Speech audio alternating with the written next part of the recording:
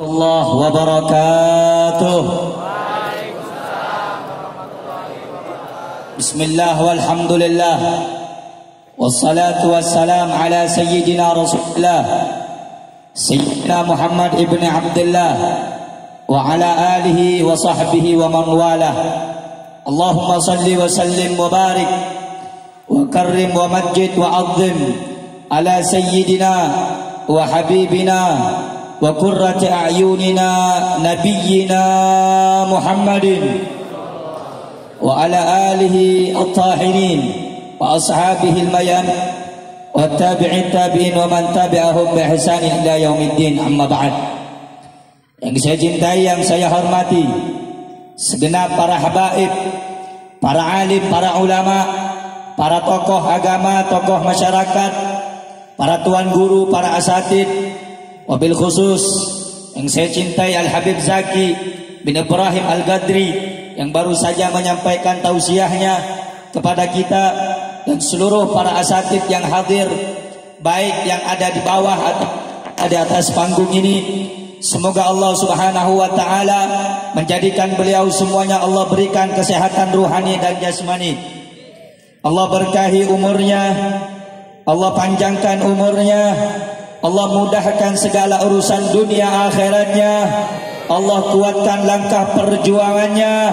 Amin ya Rabbal.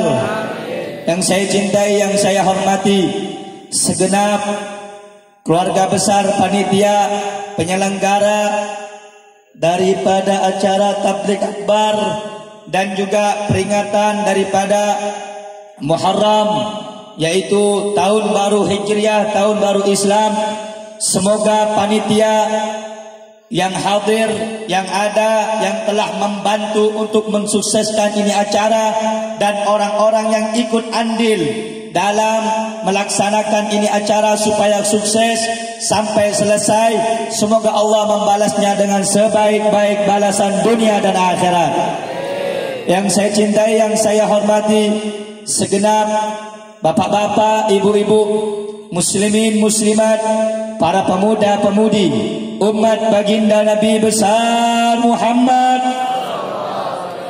sallallahu alaihi wasallam yang dimuliakan oleh Allah Subhanahu wa taala. Saudara-saudara yang dimuliakan oleh Allah Subhanahu wa taala, alhamdulillah, pada ini malam Allah Subhanahu wa taala mendudukkan kita di tempat yang mulia ini, di tempat yang penuh dengan keberkahan ini, sebagaimana disebutkan oleh sebagian orang saleh, inda dzikrus salihin tanzilur rahmah. Apabila disebutkan nama orang saleh, maka turun rahmat dari Allah Subhanahu wa taala. Sedangkan di dalam majelis ini bukan hanya nama orang saleh, bukan hanya nama para ulama saja yang disebut, tetapi disebutkan pemimpin para ulama, pemimpin daripada orang saleh. Siapa itu? Yaitu nama baginda Nabi besar Muhammad sallallahu alaihi wasallam. Jika menyebut nama orang soleh saja, Allah turunkan berkah, rahmat, maghfirah, ampunan. Bagaimana kalau lisan kita yang hina ini menyebut nama yang mulia Habibuna Muhammad? Pasti Allah akan berikan rahmat dan ampunannya. Amin ya Rabbal. Nah, saudara-saudara yang dimuliakan oleh Allah Subhanahu wa taala, pada malam hari ini kita diajak bersama-sama untuk menjadikan lisan kita yang penuh dengan kehinaan, penuh dengan kelalaian, penuh melupakan daripada mengingat Allah Subhanahu wa taala.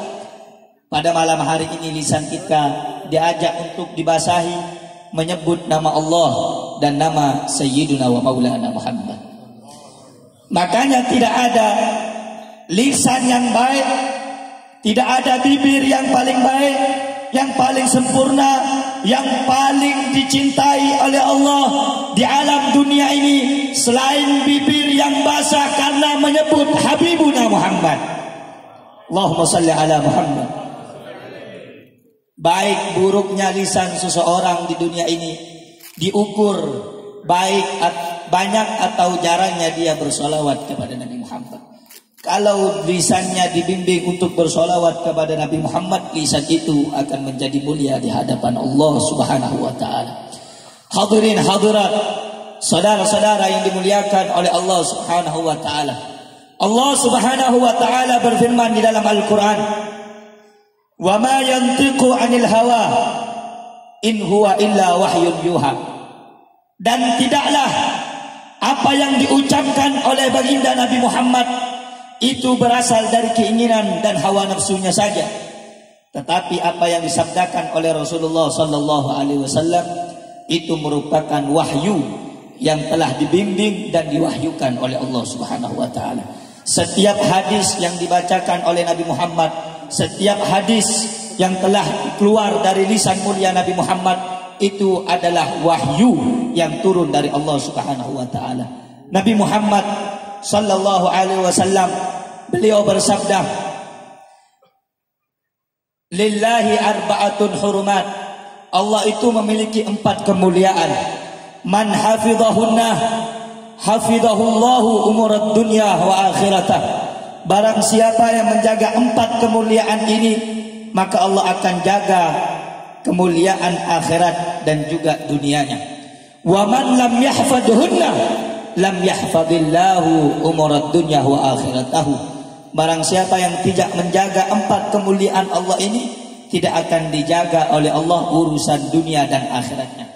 Kalau pengen bapak-bapak, ibu-ibu yang hadir pada malam hari ini, Allah jaga dunianya, Allah jaga ibadahnya, Allah jaga keimanannya, Allah jaga hartanya, Allah jaga anaknya, Allah jaga istrinya, Allah jaga keluarganya, maka jaga 4 perkara, yang mana 4 perkara ini adalah sesuatu yang dimuliakan oleh Allah. Yang pertama, kemuliaan Allah yang harus kita jaga, yaitu hurmatul Islam, kehormatan agama Islam. Siapa orang yang menjaga kehormatan Islam, menjaga kesucian Islam, menjaga nama baik Islam, menjaga keagungan Islam, maka Allah berjanji akan menjaga urusan dunia dan akhiratnya. Sebaliknya, kalau orang yang tidak menjaga kehormatan Islam, keagungan Islam, kemuliaan Islam, maka Allah tidak akan menjaga urusan dunia dan akhiratnya. Yang akan saya bahas, bahwasanya 4 kemuliaan yang Allah miliki ini, yang ingin saya bahas adalah kata Rasulullah, wa hurmati rahimi, yaitu kehormatan anak cucuku, kata Nabi Muhammad. Siapa orang yang menjaga kehormatan anak cucuku, menjaga keagungan anak cucuku, mengagungkan dan memuliakan anak cucuku, maka Allah berjanji akan menjaga kehormatan mereka, orang-orang yang menjaga kemuliaan dan keagungan anak cucuku. Saudara-saudara yang dimuliakan oleh Allah, siapa mereka? Pertanyaan kita, siapa mereka? Anak cucu Nabi Muhammad. Siapa mereka? Keluarga Nabi besar Muhammad. Di dalam salat kita sering menyebutnya, Allahumma salli ala sayyidina Muhammad wa ala ali sayyidina Muhammad kama sallaita ala Ibrahim wa ala ali sayyidina Ibrahim. Ketika turun ayat di bulan Rajab, innallaha wa malaikatahu yusalluna 'alan nabi, sesungguhnya Allah beserta malaikatnya bersolawat kepada Nabi Muhammad. Ya ayyuhalladzina amanu, wahai orang yang beriman kepada Allah, sallu alaihi, bersolawatlah kamu kepada Muhammad. Maka sahabat bertanya kepada Rasulullah, ya Rasulullah, nahnu na'lamu, nahnu na'rifu, kaifa nusallimu alaika. Aku tahu, aku kenal bagaimana caranya Bapak mengucapkan salam kepadamu ya Rasulullah. Assalamu alayka ayyuhan nabi, assalamu alayka ya Habibullah, assalamu alayka ya Rasulullah. Kami tahu wahai Nabi Muhammad cara bagaimana mengucapkan salam, walakin la na'rifu kaifa nusalli alayka ya Rasulullah. Yang kami tidak tahu ini bagaimana caranya bersolawat kepadamu. Kemudian Nabi Muhammad menjawab, qulu, katakan oleh kamu semuanya, Allahumma salli ala Muhammad wa ala ali Muhammad kama sallaita ala Ibrahim wa ala ali Ibrahim wa barik ala sayyidina Muhammad wa ala ali sayyidina Muhammad. Ya Allah, curahkanlah limpahkanlah salawat dan salam kepada Nabi Muhammad dan kepada keluarganya Nabi Muhammad. Sampai di dalam hadis dikatakan, la tusalli alayya salatal batra. Jangan sekali-kali kamu salawat kepadaku, kata Nabi Muhammad, salawat yang buntung, yang terputus. Maksudnya apa, Beb? Rasulullah mengatakan, kamu hanya bersolawat Allahumma salli ala Muhammad sampai di situ saja. Fastamsiku, cuma di situ saja, gak dilanjutin. Apa lanjutannya? Wa ala ali sayyidina Muhammad. Kita sering solawat, kita sering di dalam solat kita. Bahkan itu termasuk arkanus salah, rukun solat. Solawat kepada Nabi Muhammad itu termasuk rukun solat. Orang yang tidak solawat di dalam solatnya kepada Nabi, batal dia punya solat. Tapi yang menjadi pertanyaan kita sering solawat Allahumma salli ala Sayyidina Muhammad wa ala ali Sayyidina Muhammad. Ya Allah, limpahkanlah, curahkanlah solawat dan salam kepada Nabi Muhammad dan kepada Ali Muhammad, keluarga Muhammad. Yang dimaksud keluarga Muhammad itu siapa? Dulu di sebagian kitab disebutkan ada sebagian keluarga Bafadal. Dia ini saking bencinya sama habaib, saking bencinya sama keluarga Rasulullah, gak mau ketemu sama orang yang nasabnya keturunan dari Rasulullah. Gak mau, benci ini orang. Akhirnya saking bencinya dia kepergok sama abahnya ketika sholat baca tahiyat Allahumma salli ala Sayyidina Muhammad wa ala ali Sayyidina Muhammad. Kata abahnya, waihat, celaka kamu. Katanya kamu benci sama keluarga Nabi, tapi kamu bersolawat di dalam sholatmu kepada keluarga Nabi. Artinya apa?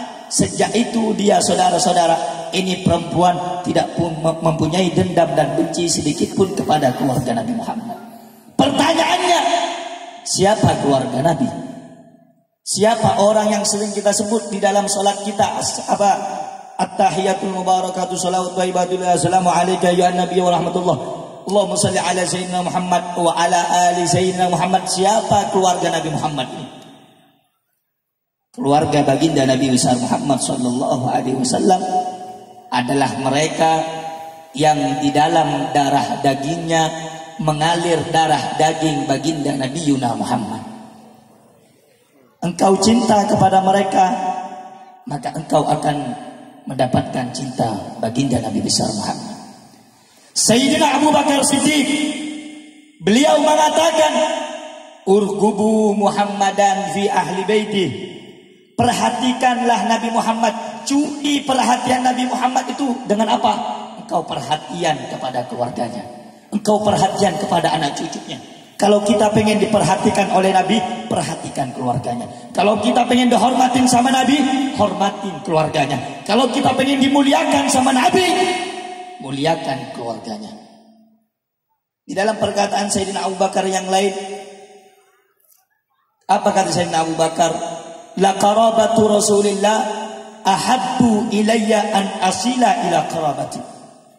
Menyambung tali kerabat silaturahmi kepada anak cucu Rasulullah lebih aku cintai dibandingkan aku sendiri menyambung kekerabatan dan silaturahmi kepada keluargaku.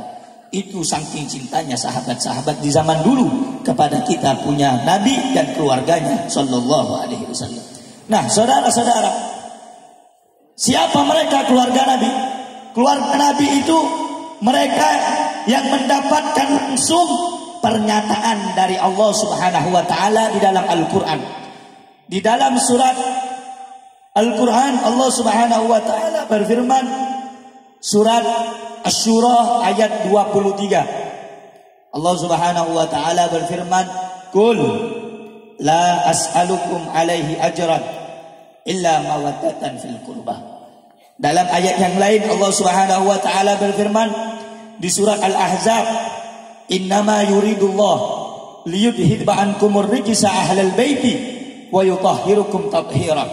Sesungguhnya Allah hendak menghilangkan kotor, mensucikan kamu, menghilangkan kotoran di dalam diri kamu, wahai ahlul bait, dan mensucikan kamu sesuci-sucinya.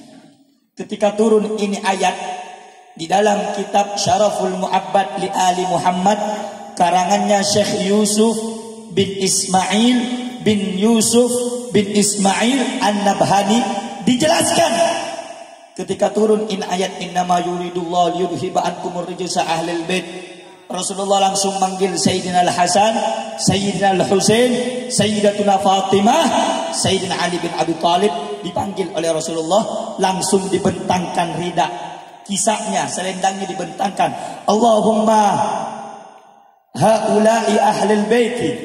Ya Allah, ini mereka ini adalah ahlul baitku, keluargaku, cucuku, anakku. Wa tahhirhuma tathira, dan sucikan mereka dengan sesuci-sucinya.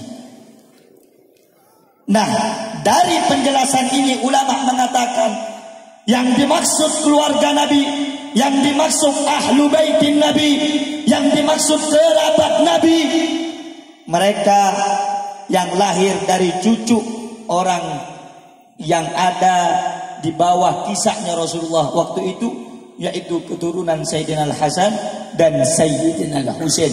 Siapa zaman sekarang dikenal? Yaitu para habaib, para sayyid, para syarif. Mereka adalah anak cucu Rasulullah sallallahu alaihi wasallam. Disebutkan di dalam hadis, biar kita tahu, karena banyak di zaman sekarang ini ada orang yang jenggotnya itu sampai 2 kilan, 3 kilan, jidatnya hitam. Ada gak? Habib itu gak ada. Udah mati, dibunuh semua di zaman Sayyidina Husain di Karbala. Gak ada Habib itu. Nah, kita bantah pernyataan mereka. Mereka itu cuma gembar-gembor di kandang, diajak diskusi, dialog gak pernah datang. Mereka itu jidatnya hitam kayak lutut kuda ini.